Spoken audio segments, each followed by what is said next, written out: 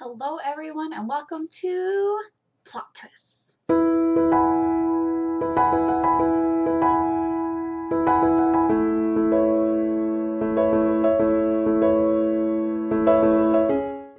Today I'm going to be doing the My Life in Books book tag. This was started by Maddie at Books with Maddie, and I will link her channel down below.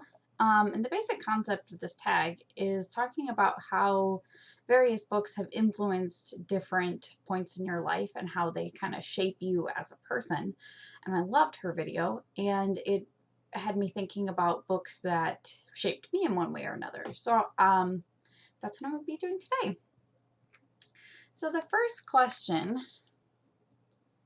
what's the first book you remember changing your perspective on something? This was probably one of the most challenging questions and definitely a big one to start with. I don't think there really was a book that changed my perspective on something in a profound way until high school. In high school, we read the book Into the Wild, which, if you're unfamiliar, is a story about a man named Christopher McCandless, and it's, I believe, a somewhat nonfiction, if not completely nonfiction book. But basically, he goes out to the Alaskan wilderness to live all on his own, and it's just about his story. And by the end of it, he kind of realizes that basically that life is meaningless without somebody to share it with. And this was such a profound point that it really just stuck with me, how much of a social creature we are and how much we depend on one another to function, to be happy, to, be successful. So that's definitely the first book that really changed my perspective on something. Okay, what's a book when you were younger that made a big impact on you? I have two that I want to talk about. The first one is like going way back, but as a really little kid, I was obsessed with The Very Hungry Caterpillar by Eric Carle. I probably read this book over 100 times, consistently all the time. And it's definitely one that has stuck with me to this day. The other book that made a pretty big impact on me when I was younger, when I was in 4th grade, we read The Phantom Tollbooth by Norton Juster in class. And this was the first book that I really got into in terms of school reading, that I was looking forward to each day, that I would beg the teacher to read. It was so clever. There are so many like play on words and puns, and just I just loved it. It was super enjoyable. It basically centers around this boy and his adventures in this world of word puns. For example, there's a section where he literally, figuratively in the story, jumps to conclusions, which causes him to literally jump to an island called Conclusions. And that's kind of the basic, that's a great example of the kind of things that happen in this book. Super enjoyable, loved it.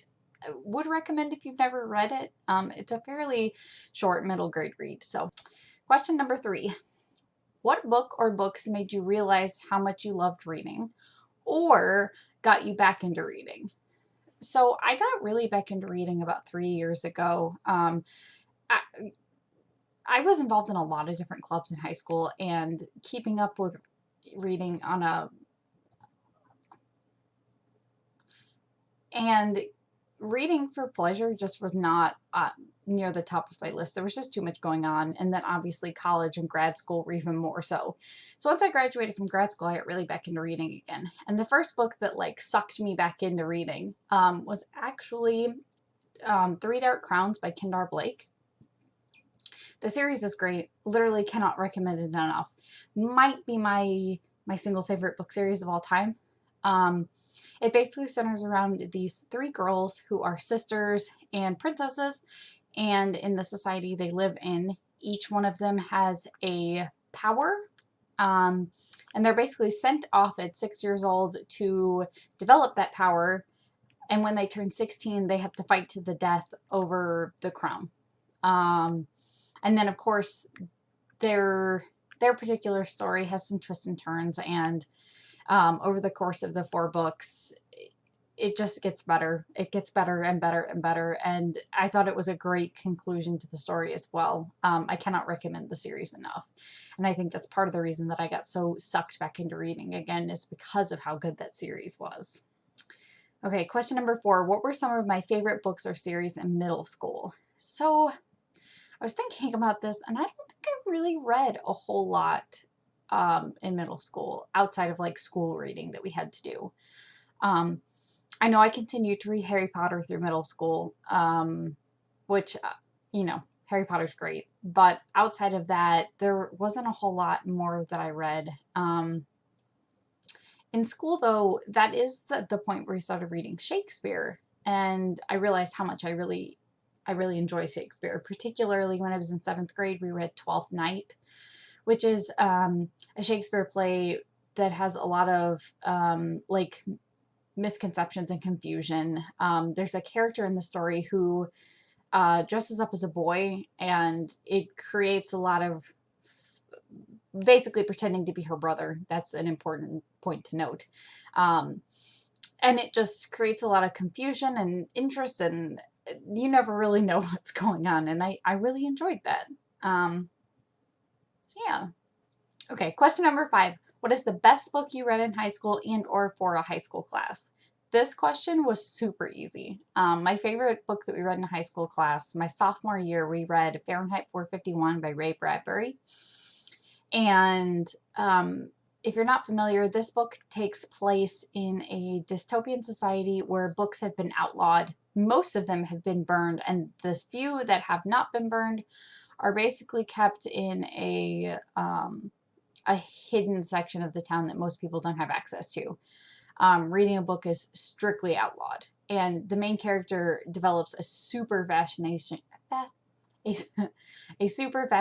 with reading books. The reason for the title Fahrenheit 451 is actually the temperature at which books burn, which is a very centric theme in the book. So outside of how great the book is in and of itself, which it is, the second reason why it was so great to read in high school is because there were so many kids in our class that were like, "Ma, this book is stupid. You should just burn books," which is literally a major theme of the story that the main character figures out, is that it's important not to burn books for very obvious reasons.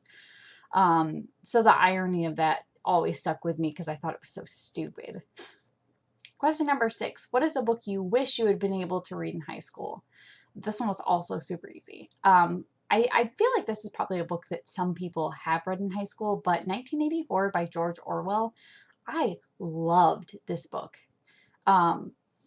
It's definitely set in a dystopian society where basically you're watched 24/7. There are some very explicit rules about what you are and are not allowed to do, and the main character is basically trying to get around those.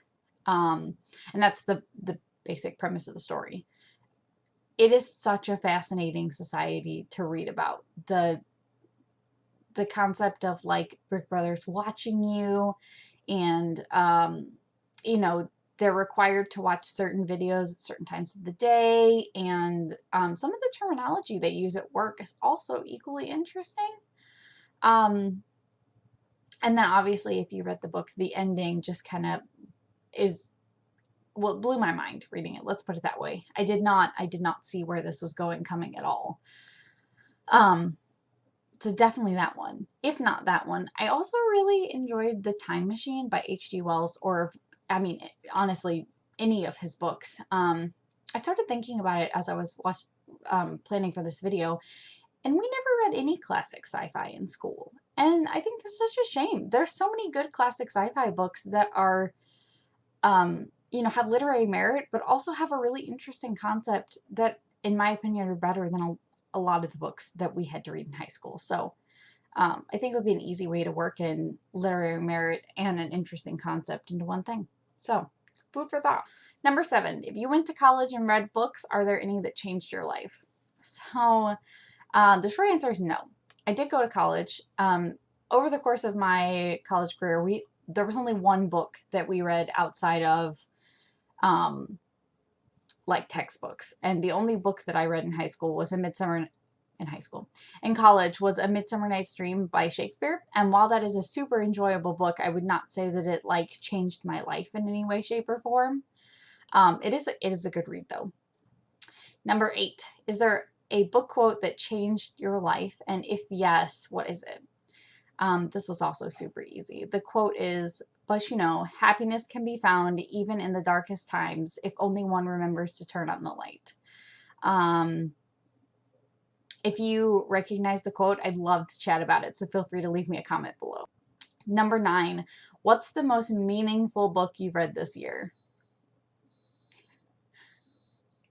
Meaningful in what way? I'm not sure that there is a super meaningful book that I read this year. But I think my favorite book that I read this year that is a little bit different was Ready Player One by Ernest Cline. I've already talked about this on the channel, but I adored all of the references that are in this book to the 1980s, and turning a page and catching another reference, it was just so fun. I wish more books would do things like this where they reference a time period past, especially one that readers can relate to. So I think that is my short answer. But I guess Ready Player One does have a pretty interesting moral, though, once you kind of understand why the contest was created in the first place. So I guess if you look at it in that way, maybe it's meaningful. I don't know. So 10. Everybody gets through hard times. Everybody goes through hard times. Are there any books that pulled you out of that? And I wouldn't say that there's a particular book that like I go back to as like a book to get me out of a stressful time. But in general, the more stressed I am, the more likely I am to dive headfirst into a book and kind of immerse myself in the world and just try to forget what's going on. And I think that helps me a lot. So in general, I read when I'm stressed. I wouldn't say there's a particular book that helps me. Number 11, do you have any safety or comfort books, or know any books that make you feel particularly at peace? And in general, I would say no. I would say I have more safety comfort TV shows that I go back to when I'm super stressed. I mean, there are definitely an easy answer to this is Harry Potter. I read a lot of Harry Potter. When I feel stressed, it's an easy thing to go back to. But I would say more often I find myself going back to a TV show that I really like or appreciate versus a book. And then the last question is, what book or books can you not wait to read to your kids? This question required no thought. I know exactly what I want to talk about. My answer for when they're younger is easily the Little Critter books. I love Little Critter. There's a ton of different books. Each one has a different story. It touches on so many different topics. They're great beginning to read books. I actually bought probably 30 plus of them a couple years ago. I found it at Facebook Marketplace lot that somebody was just trying to get rid of the books, and I picked them all up, and I have zero regrets. I can't wait to have kids to read it with them. And once they get a little bit older, A Series of Unfortunate Events by Lemony Snicket, also adore these books. But it's just, I feel like it's the correct amount of cynical in a kid's book. And I think that's something that you don't normally see that is really, one, realistic, but two, somewhat important. So definitely that one. All right, guys, so that's my life in books. I hope you guys enjoyed this video. If you decide to do a Your Life in Books, I would love to watch. I can't wait to see other people's perspectives and see what books influenced you. I think that's just such a cool concept. So if you decide to do it, leave me a comment down below and I'll go watch. Also, a quick announcement. I created an Instagram account for my YouTube channel. The tag is Plot Twists with Jessie, and I will also link that down below if you guys have interest. I will probably be posting to there 2 to 3 times a week in addition to the video that I post. So if you want more content, feel free to subscribe there as well. All right, well, I look forward to hearing from you guys soon. Bye.